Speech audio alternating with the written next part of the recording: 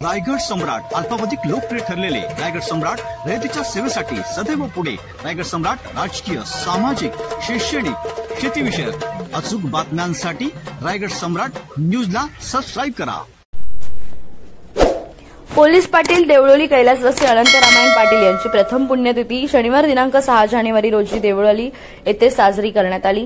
दिवंगत आनंद नारायण पाटील यांच्या प्रथम पुण्यतिथी निमित्त सकाळी 8 वाजल्यापासून प्रतिमापूजन, प्रवचन, भजन, कीर्तन, महाप्रसाद या कार्यक्रमांचे आयोजन करण्यात आले होते। या पुण्यतिथीला दर्शनासाठी शेकापचे माजी आमदार बाळराम पाटील, माजी नगराध्यक्ष जयम म्हात्रे, कृषी उत्पन्न बाजार समितीचे सभापती नारायण शेठ गयत, पनवेल पंचायत समितीचे माजी सभापती काशीनाथ पाटील, माजी विरोधी पक्षनेते प्रीतम म्हात्रे तसेच पनवेल पंचक्रोशीतील सर्व मान्यवरांनी उपस्थित राहून त्यांचं दर्शन घेतलं।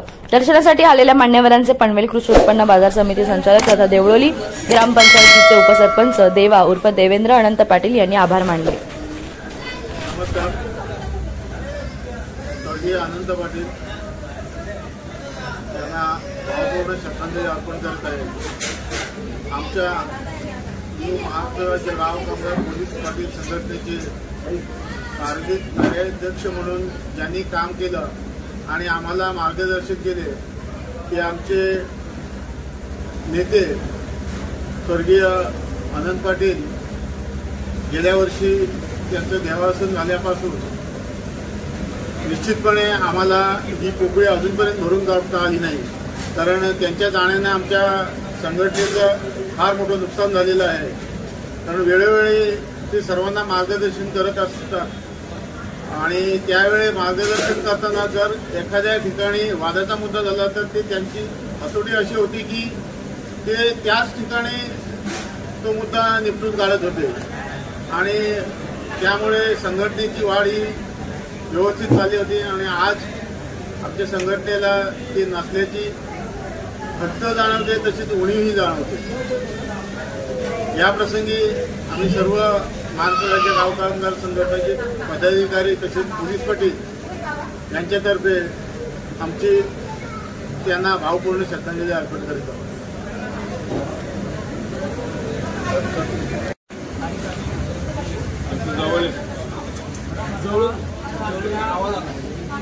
जाण्यानं खरं म्हणजे फार मोठे आमच्या घराण्यामध्ये प्रॉब्लेम निर्माण झाले होते। आता पाटील साईडलं ते त्याचा जो दुसऱ्या खेळाचा निर्णय घेण्याची जी क्षमता होती ती आता पोलीस पाटील होती वा वेगळा समजा ही आमच्या घराण्याची घरी दुसऱ्या पिढीची पोलीस पाटील होती आणि आमचे वडील पोलीस पाटील होते, त्याचे वडील पोलीस होते, पण त्या दोघांच्याही पेक्षा खरं म्हणजे अनंत पाटलांची पोलीस पाटील आधी का महाराष्ट्र राज्याचे संघटनेचे अध्यक्ष म्हणले आमच्या तुमच्या सर्वांच्या सहकार्याने म्हणजे तुम्ही कोणाची पात्र अपेक्षा न करता त्यांची पद दिलं तेव्हा तुमच्या सर्वांचे मी मनोबल म्हणजे आभार मानतो।